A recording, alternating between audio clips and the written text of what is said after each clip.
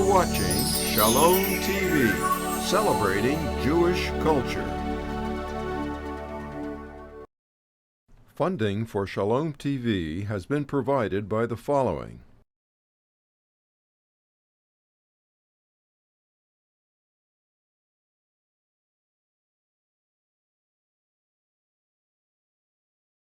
And by viewers like you.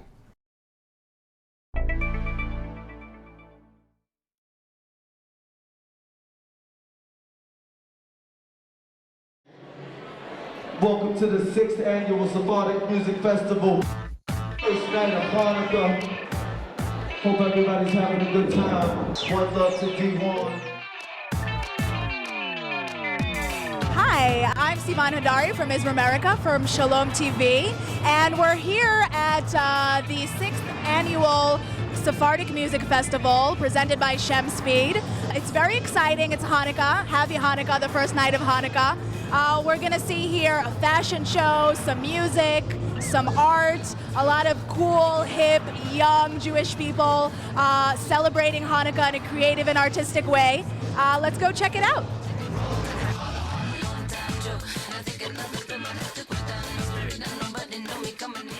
Art, fashion, and music, what could get better? So we're here with Erez Safar from Shemspeed, and he's in charge of this entire thing. It's the 6th year, am I correct? 6th year of the Sephardic Music Festival. And dude, you're the man.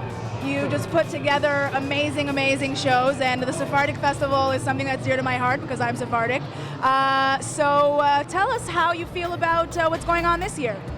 Well, I think this year's really exciting for two reasons. One, we have the opening night where we're sort of bridging out into fashion and art. So we have like live art installations. We had some people that came in here to do some sculptures before, some people doing it right now, and then we have walls open for murals, you know, for just people that are coming out to the festival. They can be a part of it and create the mural that I think is going to be here for a long time. People just express what they feel. It's an art gathering. Love, peace, free spirits. Check it out.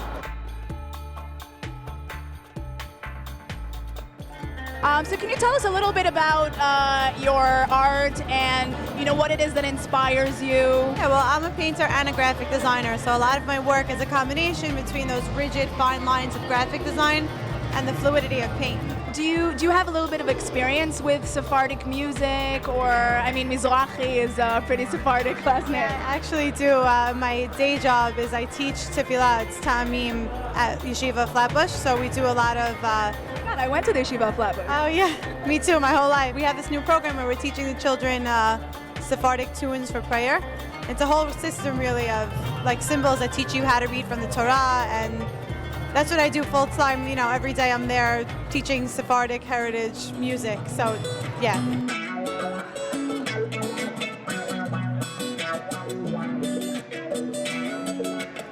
Can you tell us a little bit about what your music is like? You're a musician.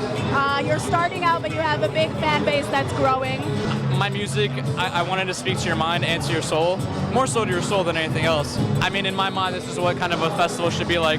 Different acts, different people just coming together for one good cause. And we have the fashion show. We released, we're sort of the exclusive promoter, distributor of the Israeli keffiyeh. So that's kind of a new thing, and we did it for opening night for the Sephardic Festival.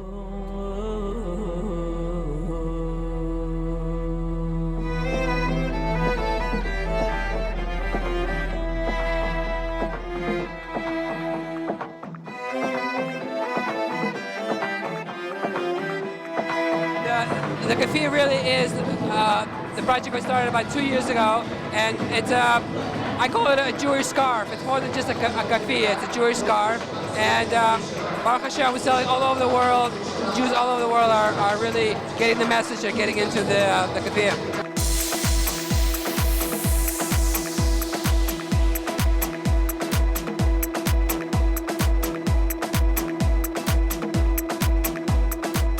you tell us a little bit more about the Israeli keffiyeh? I mean, how did that whole thing, it's blowing up. You know, it started with just one keffiyeh, now there's an entire fashion show. Articles are written about it. You know, some people are excited, some people are against it. You know, there's definitely some controversy, but I think it's all how you look at things. I mean, the way I was looking at it is, you know, Jews are indigenous to the Middle East.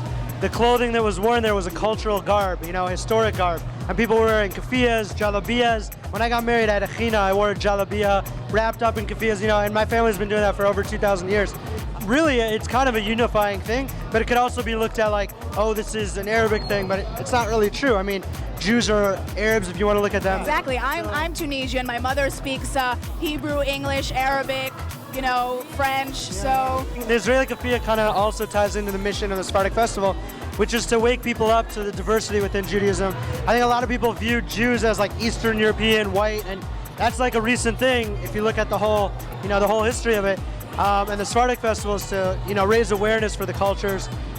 You know, preservation of dead languages almost extinct, like Ladino is on an almost extinct language, you know, and the Israeli keffiyeh, I guess, is like sort of a hot button, whatever. So the PA came against it, New York Times, and, you know, we keep getting pressed. So, you know, I mean, we're really just trying to show the diversity, show unity, and just wake people up to, you know, there's a lot more similarities between all the cultures and religions than there are differences.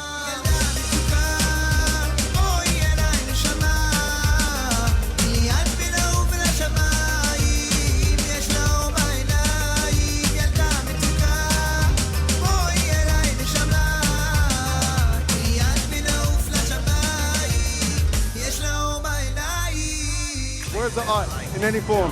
So, what I was basically freestyling a little political manifesto along here. Unity is no longer optional as a concept or as a plan of action. Any type of manifesto or ideology which has at its core a platform based on the divisions is humanity and is doomed to fail. Only when a people is united can they achieve anything. Unity is not optional anymore for anyone. Happy Hanukkah 5771. It's already going to be a beautiful year. Why I love this is unity. Okay, so we're here with Describe. Manishma, how are you? It's good to see you. Dude, this is awesome. I've never seen anything like this before, to tell you the truth. Just seeing so many Jewish artistic people in one building. You're Jewish and artistic. With Israeli music and hip hop, it's crazy. A fashion show, I haven't seen a Jewish fashion show before, like Jewish. I've seen Israeli, but not Jewish, you know? Yeah, definitely. You know, the last time I saw you was at the CMJ Israeli Music Festival. Yeah, that was awesome. That was with the Israeli consulate, right? Yeah, it was Ivri Lidl was there, and this other band, Sagol 50. Did you perform? I'm good. I'm friends with Sagol. He's my man. I love him. He was at my house for Shabbat dinner. I love that guy. He's very talented and definitely a leader in what he does. He's a Achla Gever from Israel. You know? He's a great guy. So I think we met a little before we did the Israel America show at City Winery.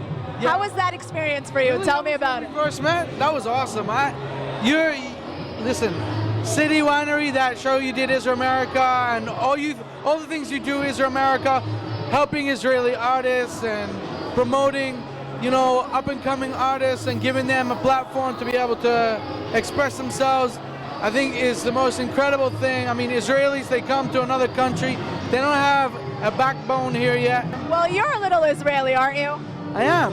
I'm officially Israeli. I'm actually more Israeli. I'm born in Australia, but I have more Israeli than most Israelis. So would you say you're a little bit of an Israel-American? 100%. I'm not even American either. I wasn't born in Israel or America, but I have Israeli citizenship, and I served 3 years as a combat soldier in the army, so I'm pretty Israeli. That's very admirable. No, I mean, you know, going to the army, it's not easy, so it's amazing that you did that. I'm a first sergeant in the Israeli army, so that's pretty Israeli, you know? So how do you feel about the Sephardic Music Festival? I mean, do you listen to a lot of Sephardic music? Firstly, I grew up on Sephardic music. I love Sephardic music. And besides that, I love the promotion of Jewish culture and artistic pop culture. And I think this is just like an amazing force of so many different aspects of popular culture coming together and expressing itself in a positive, Jewish manner, promoting Jewish pride, and I think it's genius.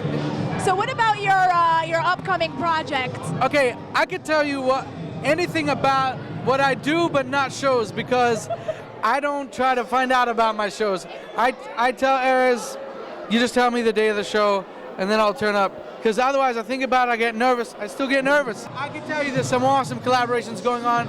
I just did a collaboration with Matisyahu. We have a song and a music video coming out on the 1st of March.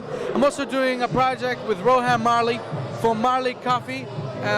Made a song for them. We're trying to get... Is that Bob Marley's son? That's Bob Marley's son. I've collaborated with them to help promote their special ideas of teaching the world about safe farming and responsible farming. You know, I have ADHD.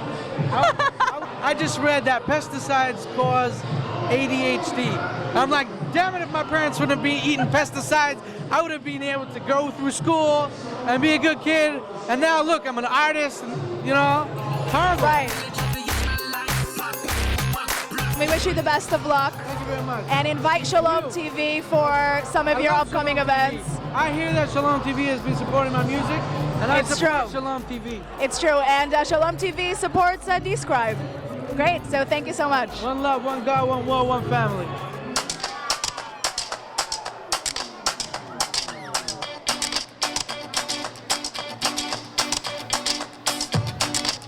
We're gonna keep it moving.